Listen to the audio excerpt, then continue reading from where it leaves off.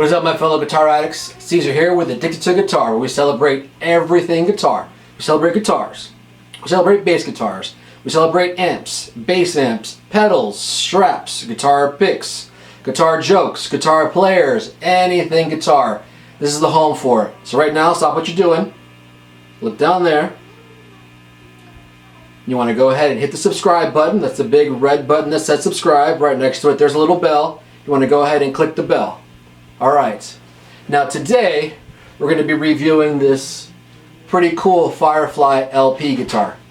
This is the Firefly Blueberry Burst, and it goes for about $160 on Amazon. Now, unless you've been living under a rock or have not had any kind of contact with anybody else in the entire world, you've heard about these Firefly guitars, and they're creating a lot of buzz. For the price, they're actually really cool. Amazon sells them, they'll ship them right to your house.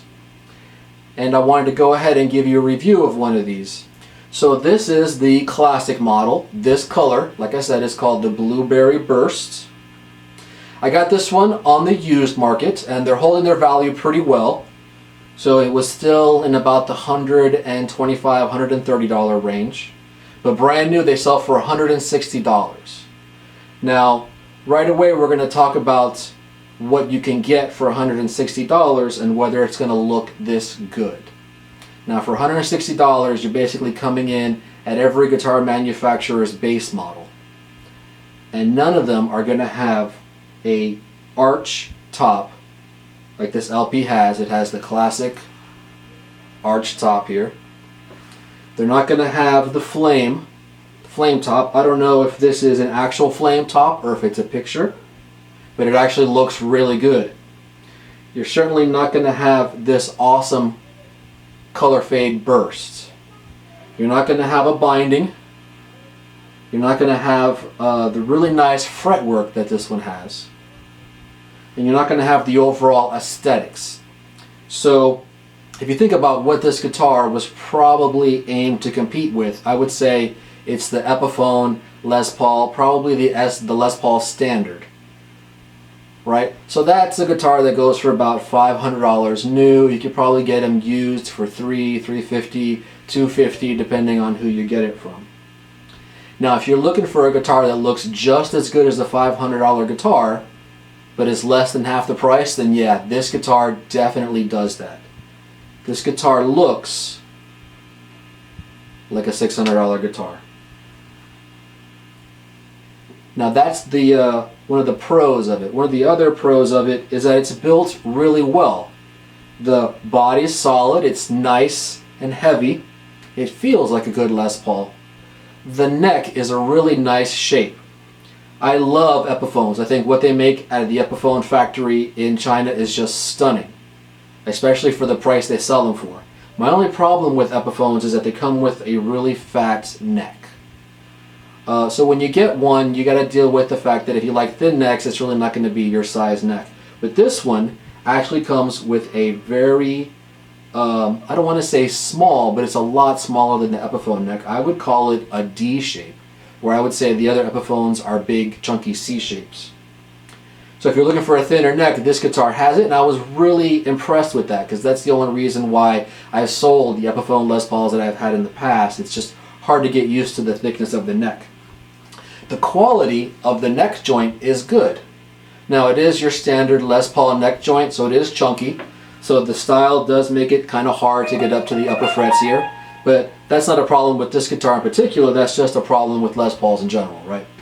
But if you're okay with that, then this Paul is great. And there is something to be said about the Les Paul. I know there's a lot of issues with the design. It is an old design, but it's classic. But there is something about holding this much wood, and the way the neck meets the body at an angle, and the way the tune-o-matic bridge kind of sets the strings off. It just plays really nice, especially if you're playing in this maybe 15 to 7 range. It's just perfect, right?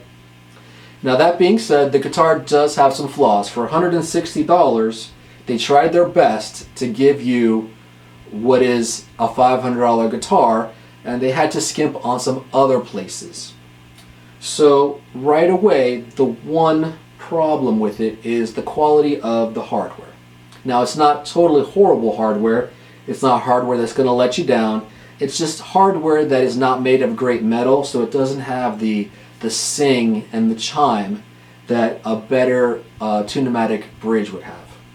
That being said, people say a lot of bad stuff about the tuners. They're not bad tuners. They're not great tuners. I don't think they're as good as the tuners on the Epiphone, but they're not as good. But they're not bad. It's not like it's going to be throwing you out of tune at all. The quality of the nut is pretty good. I would say it's a plastic nut, but the cut of it is pretty nice. One of the other things I really like about this guitar is the fact that it has binding on it. Now, the binding is nice, and the fretwork on it is really good too. I haven't found any dead spots at all. The ends are nice and smooth. The rosewood of the neck is nice, and the inlays aren't too bad either. Usually when you get inlays on an inexpensive guitar, there's a lot of the black gap between the inlay and the wood where they routed it out and they didn't route very good. But this guitar doesn't have that. This neck looks really nice. Now, one of the other problems with it is that although the color and the paint job is great, there are little issues with them going really fast to do it.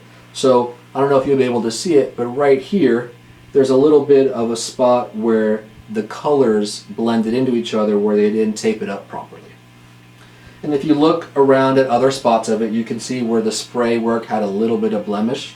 But you would have to really sit down with this guitar and stare at it for a while to find those. Anybody who's standing 2 feet away from you or sitting down next to you on the couch, they're never going to notice those things. Now, this guitar in particular, this knob is scratchy and kind of bent, so that won't have to be changed.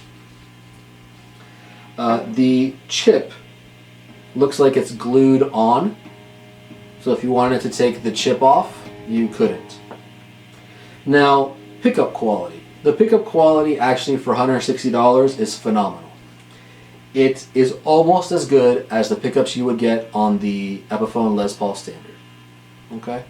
And there's actually other guitars that would be competing with this in that range, and I'm going to put some of them up on the screen from other manufacturers, but you're not going to get this kind of flame top and this awesome looking color on a guitar that's anywhere near this.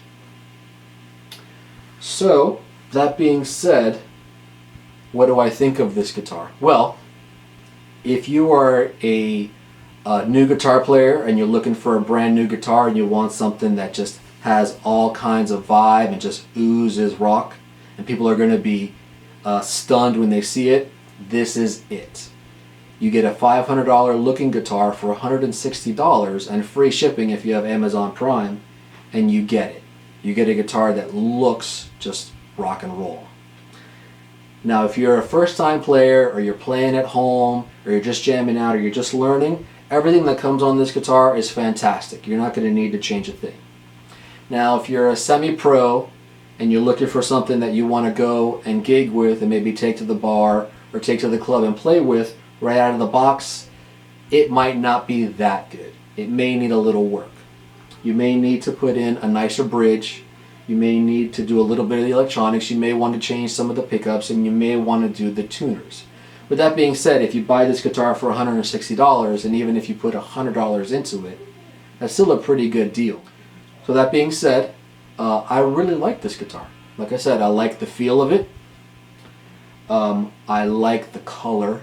I don't know how many compliments I've gotten on the color. There is just something about a Les Paul that feels good, and I'm really happy I was able to find one that's inexpensive with a nice neck.